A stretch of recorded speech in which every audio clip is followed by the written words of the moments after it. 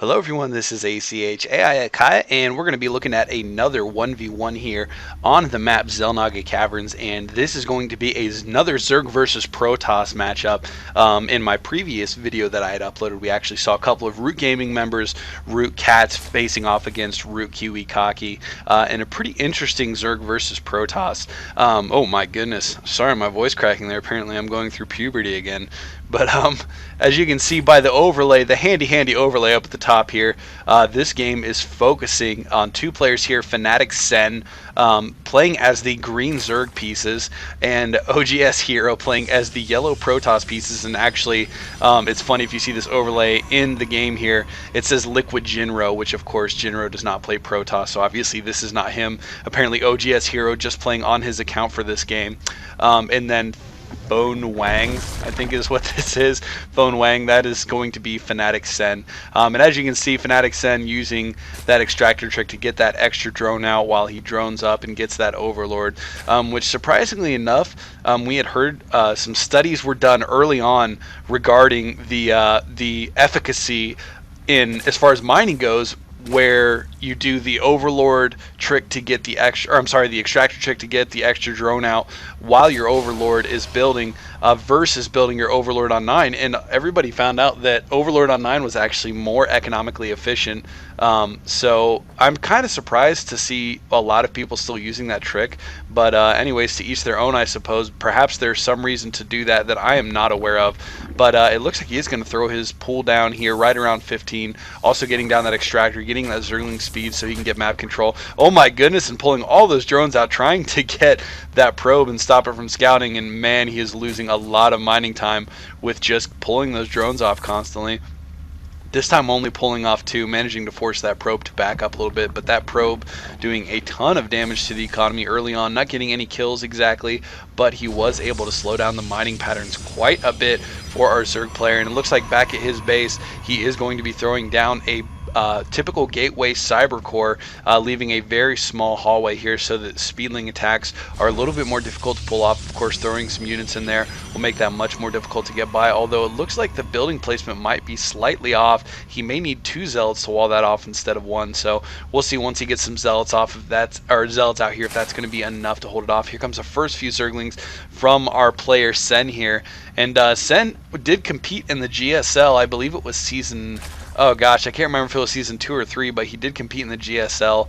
Unfortunately, did not do too well. Got knocked out in the round of 64, but still a great player nonetheless, and always shows great games. And it looks like he is going to track down that probe that was scouting. Although there is another probe coming up here that is going to be possibly putting up a proxy pylon for a warp gate rush. Although this probe is going to go right by this overlord, which it does look like the overlord is going to spot that without any problems here. But the Zerglings from Sen going to go ahead and spread out across the map, taking control of the Xel'Naga watchtower so you can see exactly what's going on. And it looks like we are actually going to see a Stargate rush from oGsHero, and of course the Stargate, now that you can build Phoenix out of it, much more viable option against Zerg players. And it looks like 1 zealot is going to be enough to wall that off there, as we see the Zerglings from Sen trying to get up there and scout a little bit, going to be forced back out of the base without any real information. Meanwhile, Warpgate technology is finishing up right now, and it looks like in addition to that Stargate, he is going to throw down another gateway.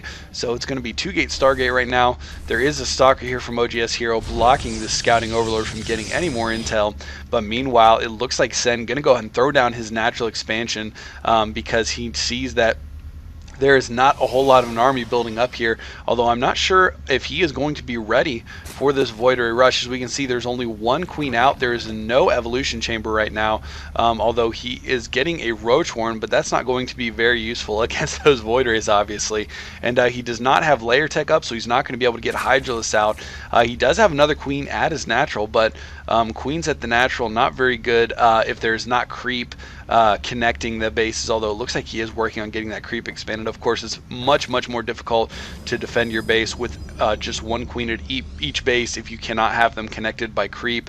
Oh, and it looks like a little bit of a miscontrol here possibly. The Void Ray is coming out, and Sen does have vision of it. We'll see if he actually spots it and prepares for it appropriately.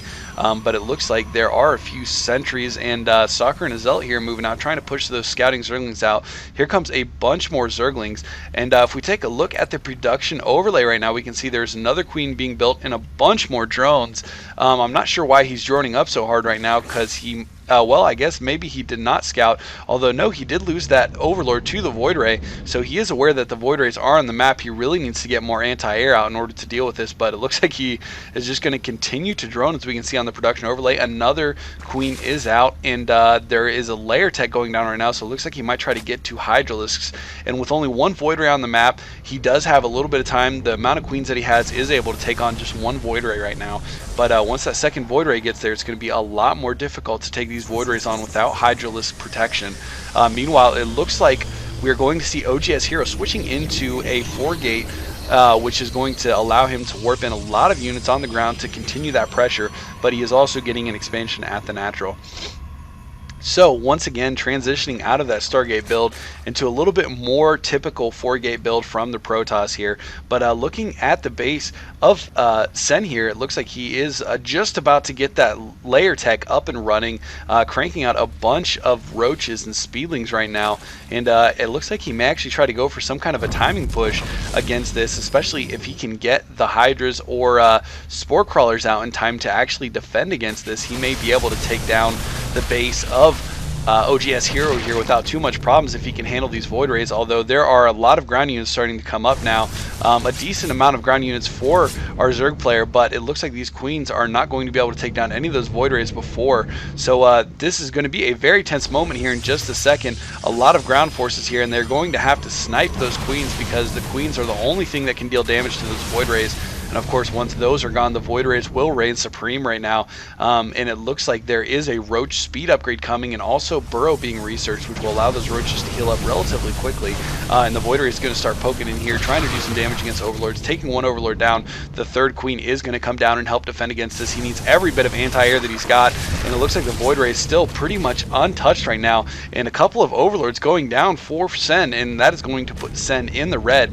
And it looks like oGsHero actually did cancel his Nexus, so possibly just putting up that Nexus just to fake like he was going to go for an early expand build. Now we do have 4 queens out here, and of course when he canceled that Nexus, that extra 400 minerals allowing him to warp in a lot more units. There's a ton of roaches here coming in, going to try to surround these stalkers and doing a good job taking out these gateway units. Not a whole lot of micro going on with the stalkers and sentries, and the queens are going to be taken down though. The queen's really what he needs to keep alive at this point in time, because those are the only anti-air that he has. Once again, he is going to push the ground forces out of here. The stalkers, there's only 3 left, but it looks like these Void Rays are going to do a ton of damage now with absolutely nothing to keep them in check. There is a Hydralisk going down and 2 more queens being built, but these Void Rays going to do a ton of damage while they are trying to get those anti-air out. And I'm not sure why these Overlords are sitting here, because once those Void Rays are done picking off this hatchery, it is going to be a big problem to take this on. And of course these Overlords going down are going to make it very difficult to get Hydralisk out if he does that as well. A lot of drones being moved around here, and it looks like he does have his Hydra Den now, so he is morphing in as many Hydralisks as he can. Meanwhile, there is an attack going down at the main base of oGsHero, and he is going to have to deal with these roaches. There is one Void Ray back at home to deal with these roaches, but there are still a lot of stalkers and sentries providing a wall so that he can defend against this. But back at the base of fnaticSen, he is actually able to get up another hatchery immediately. He does still have most of his drones, and here come the Hydras. Are the Hydras going to be able to take down these Void Rays? One Void Ray does go down. There are 2 Hydralisks left still, and that is going to force this last Void Ray to back out of the base. And they did manage to take down all of the shields, not managing to actually deal any HP damage, and it looks like Sen may actually be in a pretty good position here, holding off that attack. He does still have a huge lead in the Harvester count, and right now it looks like oGsHero is going to try to get a Nexus back up and running, but at this point he has lost that expansion mining time for so long that he could possibly be in trouble here. Once the Zerg stabilizes, gets his expansion back up, he is going to be able to crank out a lot of units and possibly go for a pretty substantial counterattack. And as we can see, the main base of oGsHero is getting close to being mined out, mining a little over 2/3 of his minerals, it looks like here. So he is going to get that second base up and running, but we'll see if it's going to be a little bit too late here.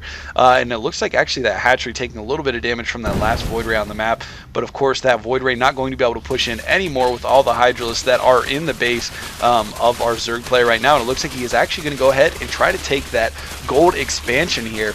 And one thing I would like to know, if you guys have been watching the GSL, one thing that Artosis has mentioned, and we saw fnaticSen try to do it here a little bit, but wasn't as successful because of the sentry control from Sen. But if you build a ton of speedlings, when you see those Void Rays coming while you're waiting for your anti-air to get going, you can just do a counterattack and try to run straight into the Protoss mineral line and do as much damage as possible. Obviously, he had more roaches, making it easier for oGsHero to react and stop that in time. But it looks like this one remaining Void Ray is going to try to get in here, do a little bit more damage, but with the amount of anti-air that he has, it looks like he may be okay. But there is no anti-air in the base other than the Queen right now, although one Queen should be able to finish off that Void Ray since it does have some damage. This Queen is full on HP now, and it looks like he is a little bit slow to react. Is that Void Ray going to be able to charge up? No, it is not, so he is going to have to back up. Of course, the uncharged Void Ray cannot take down the Queen by itself, and there are a few Hydralisks joining the Queen as well. That Void Ray is not going to be very useful at all, tucking it way up in the corner there where it cannot be touched unless there are some air units that can come out to deal with it. But it looks like he is going to pop back in here, try to do a little bit more harassment. And no, that is going to be denied by the 3 Hydralisks that are on defensive duty. And as we can see, oGsHero has actually done a fantastic job here catching up on the economy. He's only down by 7 Harvesters now, and has actually stabilized his income a little bit. Actually, only 5 Harvesters down now. So catching up pretty well, managing to catch up with that production, although with this gold base coming up right now, it looks like fnaticSen is going to be able to jump into the lead economically a little bit, and he has a pretty scary Roach Hydra army right now. Although there are a large amount of gateway units here, Stalkers, Zealots, and Sentries are abounding in front of the Protoss base here right now, and it looks like he is going to go ahead and get up a forge, start his upgrades, and possibly get some cannons here to help him defend. Of course, these natural bases on this map, Xel'Naga Caverns, very, very difficult to defend because of how many angles you can come through, and especially as a Zerg player, using those extra channels is fantastic, and he really should be using that a little bit more right now. A lot of these Hydralisks getting stacked up and not nearly doing as much damage as they should be, and all of these Roaches are going to go down in the front. It looks like there are a couple in the back still, but not going to be able to actually do any damage, and they are going to try to spread out a little bit, as you can see on the mini-map, coming from 2 different channels here now. And now this is what's really difficult about defending. You can see he did wall off one side, but not really able to wall off. Oh no, he does get the wall off on the other side, but it looks like the force fields on the right going to be wearing down here shortly, and there are a lot of Hydralisks here, and he is going to get the flank. And you can see on the mini-map more Zerg units constantly streaming down the map here, and it looks like the end may be near for oGsHero as he is backed into a corner, warping more units in, and here comes the probes. The probes just absolutely getting shredded to pieces by those Roaches, and of course the Roaches not dealing any damage to the Stalkers for that time, but the Hydralisks right now absolutely just tearing Protoss units apart limb by limb, and it looks like oGsHero is going to say WW, which of course is a similar equivalent to GG. WW, in case you didn't know, meaning well won.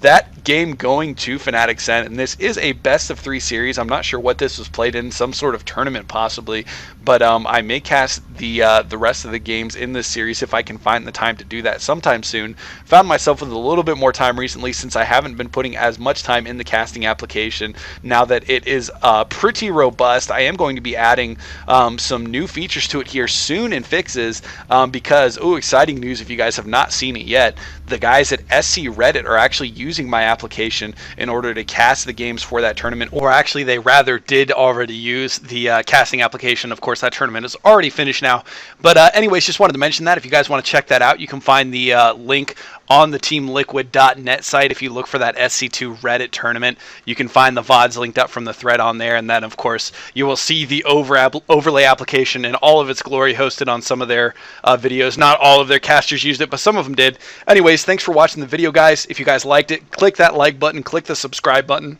and of course, leave your comments or notes in the comment section down below. Thanks again for watching, guys. I am out of here.